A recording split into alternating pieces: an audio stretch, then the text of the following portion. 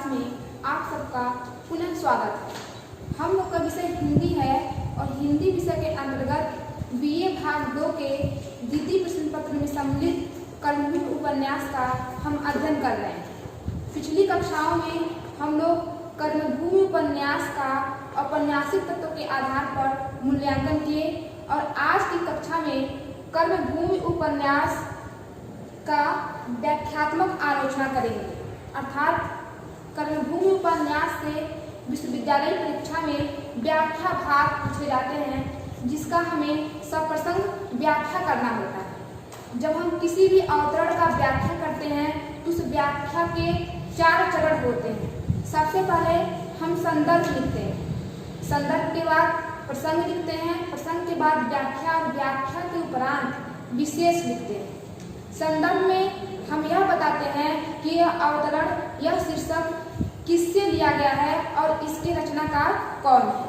प्रसंग में हमें बताना होता है कि उस अवतरण में मुख्य विषय क्या है, वह किससे संबंधित है। व्याख्या में हम पंक्तिबद्ध विवरण देते हैं, पंक्तिबद्ध उनकी व्याख्या करते हैं और विशेष में हम यह बताते हैं कि इस अवतरण में भाषा कैसी है, उसमें विशेषता कौन सी बात उभर कर आ रही है। तो कर्मभूमि उपन्यास के व्याख्या भाग की ओर चलते हैं और सबसे पहले व्याख्या का अध्ययन हम करते हैं। व्याख्या भाग 1। सबूत की जरूरत उन्हें होती है जिन्हें यकीन न हो, जो कुछ बदले में चाहते हूँ। मैं तो सिर्फ तुम्हारी पूजा करना चाहती हूँ। देवता मुंह से कुछ नहीं बोलता तो क्या पुजारी के दिल में उसकी भक्ति कुछ कम होती है। अत्यंत ही महत्वपूर्ण व्याख्या भाग है परीक्षा की दृष्टिकोण से। यह जो अवतरण है यह कर्मभूमि उपन्यास से लिया गया है और कर्मभूमि उपन्यास के उपन्यासकार मुंशी प्रेमचंद जी हैं। इतना हमको लिखना होगा संदर्भ में। संदर्भ में हमको यही बताना रहता है कि अवतरण किस शीर्षक से लिया गया है और इसके रचनाकार कौन है। अब प्रसंग में हम बताएंगे कि यह कथन किसका है और किससे वह कह रहा है।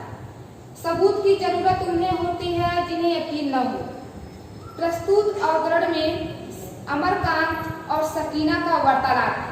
अमरकांत सकीना से प्रेम करता है और अपनी प्रेम की विश्वसनीयता को प्रकट करने के लिए वह उसे प्रमाण देने जाता है।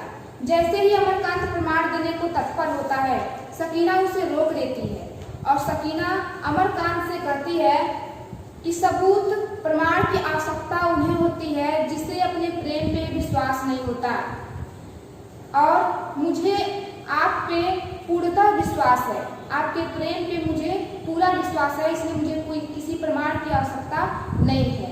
ठीक उसी प्रकार जैसे कोई भक्त अपने भगवान, अपने इष्ट, अपने आराध्य की पूजा निस्वार्थ भाव से करता है और बदले में उसे यह अपेक्षा नहीं होती कि वह उन्हें कोई पुरस्कार देंगे, कोई इनाम देंगे, कोई फल देंगे। इन सब अपेक्षाओं से परे होकर के वह अपने आराध्य की पूजा में लीन रहता है। ठीक उसी प्रकार मैं भी आपकी पूजा करना चाहती हूँ, मुझे किसी भी प्रकार की प्रमाण की आवश्यकता नहीं है। अब हमें एक व्याख्या हुआ। अब विशेष यदि इसका लिखना हो तो विशेष में हम यह लिख देंगे कि प्रेम के प्रति समर्पण के भाव व्यक्त किए गए हैं, भाषा प्रभावशाली है, प्रेम में अनन्यता को स्पष्ट किया गया है। व्याख्या भाग 2 पे आते हैं। अमरकांत के एकांत जीवन में नैना ही स्नेह और सांत्वना की वस्तु थी। अपने सुख दुख, अपनी विजय और पराजय, अपने मंसूबे और इरादे वह उसी से कहा करता था। यद्यपि सुखदा से अब उसे उतना विराग न था, अब उसे प्रेम भी हो गया था, पर नैना अब भी उससे निकटतर थी। प्रस्तुत अवतरण कर्मभूमि उपन्यास से लिया गया है, अवतरित है। कर्मभूमि उपन्यास के उपन्यासकार यथार्थवादी साहित्यकार मुंशी प्रेमचंद जी हैं। प्रसंग इसका लिखेंगे, जब प्रसंग में हम ये लिखेंगे, बताएंगे कि प्रस्तुत अवतरण में अमरकांत अमरकांत का नैना के प्रति प्रेम भाव प्रकट किया गया है। अमरकांत और नैना जो भाई बहन है, और एक भाई बहन में जो प्रेम है, जो घनिष्ठता है, जो आत्मीयता है, उसको इस अवतरण में व्यक्त किया गया है। प्रेमचंद जी लिखते हैं कि अमरकांत का जीवन जो एकाकी था, एकाकी अर्थात परिवार में सब लोगों के रहते हुए भी वह हृदयगत किसी से जुड़ा न था, और ऐसे एकाकी जीवन में, एकांत जीवन में यदि कोई संबल था, यदि वो किसी से स्नेह रखता था, तो एकमात्र नैना थी। वह अपने हर सुख दुख, अपनी हर जीत हार, यश अपयश, अपने हर लक्ष्य, अपने हर विचार वह नैना से ही कहता था। प्रेमचंद जी आगे लिखते हैं कि यद्यपि सुखदा जो उसकी पत्नी है, उससे उतना द्वेष अब नहीं रह गया था। धीरे धीरे करके दोनों के मन में प्रेम भाव उत्पन्न हो गए थे और निकटता हो गई थी, थोड़ी घनिष्ठता हो गई थी। फिर भी वह सुखदा से न कह करके, जो कि पत्नी है, वह अपनी सारी बात नैना से ही कहता था, और पति पत्नी में आपसी मधुर संबंध होने पर भी नैना ही उसके अधिक निकट थी, और वह नैना से ही अपनी हर बात को कहता था। विशेष लिखेंगे, विशेष में आप बताएंगे कि भाई बहन के प्रेम को प्रदर्शित किया गया है। प्रेम में निस्वार्थता है, भाषा प्रभावशाली, सरल है। व्याख्या भाग 3। व्याख्या भाग 3 में आदमी को जीवन क्यों प्यारा होता है? इसलिए नहीं कि वह सुख भोगता है, जो सदा दुख भोगा करते हैं और रोटियों को तरसते हैं, उन्हें जीवन के कुछ कम प्यारा नहीं होता। हमें जीवन इसलिए प्यारा होता है कि हमें अपनों का प्रेम और दूसरों का आदर मिलता है। जब इन दो में से एक के मिलने की भी आशा नहीं होती तो जीवन वृथा है। अत्यंत ही महत्वपूर्ण व्याख्या भाग है। 100 में 90% संभावना विश्वविद्यालय परीक्षा में आने की, और यह जो अवतरण है, इसका जो प्रसंग संदर्भ है वह वही रहेगा, पूर्वत कर्मभूमि उपन्यास से, और उपन्यासकार प्रेमचंद जी। प्रसंग बदलेगा, और प्रसंग में यह मुन्नी का कथन है।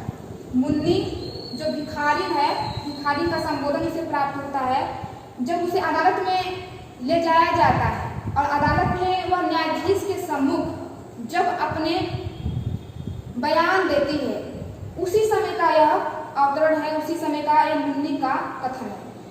मुन्नी से जब पूछा जाता है कि यह बताओ कि तुमने अपराध किया और अपनी सफाई में, अपने बचाव में तुम्हें कुछ करना है, तो मुन्नी कहती है कि जो आदमी होते हैं, जो व्यक्ति होते हैं, उनका जो जीवन है प्रिय होता है।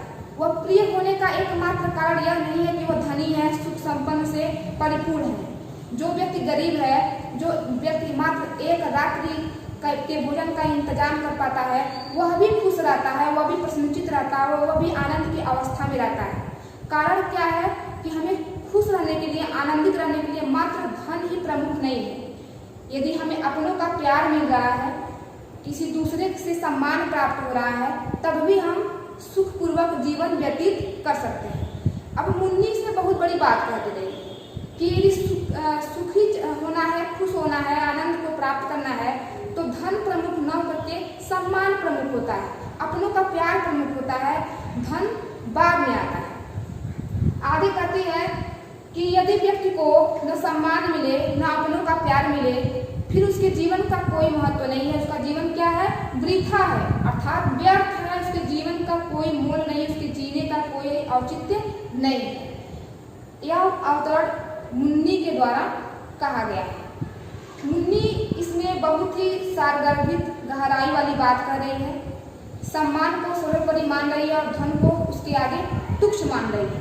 भाषा वही सहज, सरल, मधुर, प्रभावशाली। मधुरता इसके एक एक पंक्ति में, एक एक शब्द में व्यक्त है। मार्मिकता भी विद्यमान है। व्याख्या भाग 4।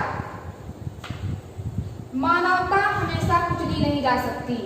समता जीवन का तत्व है। यही एक दशा है जो समाज को स्थिर रख सकती है। थोड़े धनवानों को हरगिज यह अधिकार नहीं है कि वे जनता को ईश्वर दत्त वायु और प्रकाश का अपहरण करें। जो प्रस्तुत अवतरण में संदर्भ पूर्वक और प्रसंग बदलेगा। प्रसंग है प्रोफेसर शांति कुमार का जनता का संबोधित करना।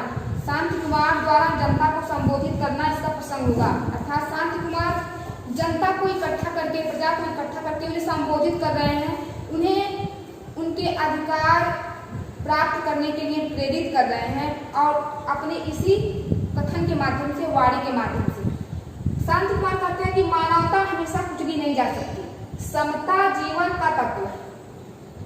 कहते हैं कि जो मानवता है, जो हमारे अधिकार हैं, उनको हमेशा दबाया नहीं जा सकता है, हमेशा उनको हम मिटा नहीं सकते हैं। ऐसा नहीं कि आज हम परेशान हैं, आज हमारा शोषण किया जा रहा है तो हमेशा हमारा शोषण किया जाएगा। समता ही जीवन का तत्व है, समानता ही जीवन का सार है, उसको देना ही पड़ता है। यही एक दशा है जो समाज को स्थिर रख सकती है। शांति कुमार कहते हैं कि समानता ही एकमात्र तत्व है जो समाज को स्थिर रखने का कार्य करती है। अर्थात यदि हमें समानता प्राप्त नहीं होगी तो फिर समाज में स्थिरता नहीं आएगी, उथल पुथल, क्रांतिकारी प्रवृत्तियां, क्रांतिकारी प्रक्रियाएं समाज में व्याप्त रहेंगी। अतः अगर समाज को स्थिर रखना है, सुव्यवस्थित रखना है, समाज को शांत रखना है तो समाज में समानता लानी पड़ेगी। वह समानता हर स्तर पे लानी पड़ेगी, राजनीतिक, सामाजिक, धार्मिक, आर्थिक, हर स्तर पे उस समानता को लानी पड़ेगी, तभी समाज में स्थिरता आ सकती है। आगे कहते हैं कि थोड़े धन वालों को हरगिज यह अधिकार नहीं है कि वे जनता को ईश्वर दत्त वायु और प्रकाश का अपहरण करें। संत कुमार जी कहते हैं कि जो समाज के बड़े वर्ग हैं, धनिक वर्ग हैं, जो जमींदार वर्ग हैं, जो संपन्नशाली वर्ग हैं, उनको यह अधिकार नहीं है, जो साधारण जनता है, जो आम आदमी है, उनके अधिकारों को हनन करे। वह भी ऐसे अधिकार जो प्रकृति दे दी है। प्रकृति द्वारा प्रदत्त अधिकार क्या है कि हवा सबको मिलेगी, प्रकाश सबको मिलेगा। यदि हम उस पर भी नियंत्रण लगाएं, उस पर भी पाबंदी लगाएं तो इसको किसी भी कीमत पे, किसी भी दशा में बर्दाश्त नहीं किया जाएगा।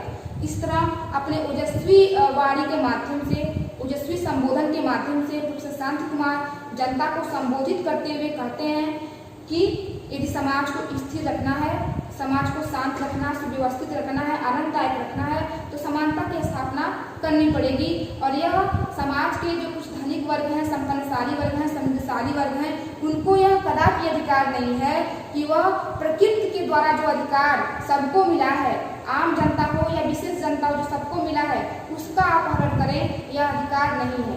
और जो मानवता है, जो नैतिकता है, जो सद्गुण हैं, उनको हमेशा के लिए कुचला नहीं जा सकता, हमेशा के लिए उनको दबाया नहीं जा सकता है, उनको मिटाया नहीं जा सकता है। एक न एक दिन वह प्रकट होंगे और वह अपने अधिकारों को प्राप्त करके ही रहेंगे।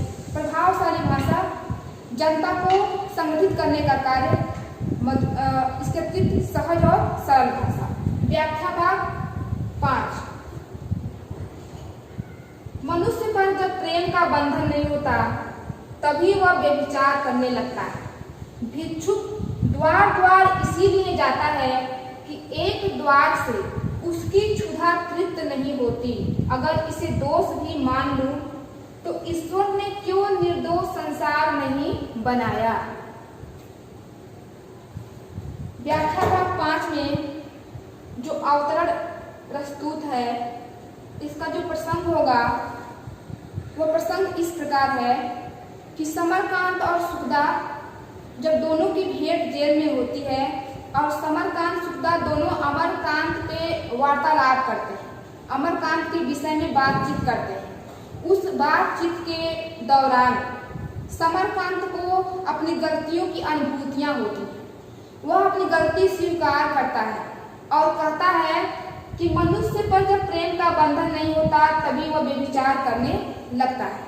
समरकांत सुखदा से कहता है कि मैंने तमाम व्यभिचारियों के चरणों में सिर झुकाया, उनके कथन को माना, उनके कार्यों को किया और अपने ही लोगों पे मैं धर्म का आरोपण करता हूँ, धर्म का बंधन मानने के लिए उन्हें बाध्य करता हूँ। इसके बाद कहता है कि मनुष्य पे जब प्रेम का बंधन नहीं होता तभी वह व्यभिचार करता है। अर्थात जब व्यक्ति पे प्रेम का नियंत्रण नहीं होता, प्रेम का उतना प्रभाव नहीं होता, तभी उसके अंदर दुष्प्रवृत्तियां उत्पन्न होती हैं और तभी वह व्यभिचारी भावना से ओतप्रोत होता है। ठीक उसी प्रकार जैसे एक भिक्षुक एक द्वार से भिक्षा लेकर के संतोष को प्राप्त नहीं करता, उसकी भूख उसकी क्षुधा तृप्त नहीं होती और वह कई द्वार जाता है, जब तक वह कई द्वार न जाए उसे संतोष नहीं मिलेगा। उसी प्रकार जो व्यक्ति किसी एक के प्रेम से संतुष्ट नहीं होता, वह कई लोगों के प्रेम को प्राप्त करना चाहता है और उसकी इस प्रेम क्षुधा या प्रेम भूख कभी समाप्त नहीं होती। आगे समाप्तांत करते हैं कि यदि अब इसे मैं दोष मान लूं, द्वार द्वार जाना, कई लोगों से प्रेम की अपेक्षा करना, संतोष को प्राप्त न करना, यदि इसे मैं दोष मान लूं तो ईश्वर ने संसार को निर्दोष क्यों नहीं बनाया? यदि यह दोष है तो ईश्वर ने, विधाता ने ऐसी व्यवस्था क्यों नहीं कर दी कि लोगों के अंदर कोई दुष्प्रवृत्तियां उत्पन्न ही न हो, कोई बेविचार उत्पन्न ही न हो और सब सात्विकता और सद्वृत्तियों से परिपूर्ण दिखाई दे। इस तरह से कर्मभूमि उपन्यास के प्रमुख व्याख्या भाग के साथ आज की कक्षा यही समाप्त होती है। अगली कक्षा में कर्मभूमि उपन्यास का संवेदना और शिल्प के आधार पर हम चित्रण करेंगे। माँ सरस्वती आप लोगों के उन्नति में निरंतर सहायक हों। धन्यवाद।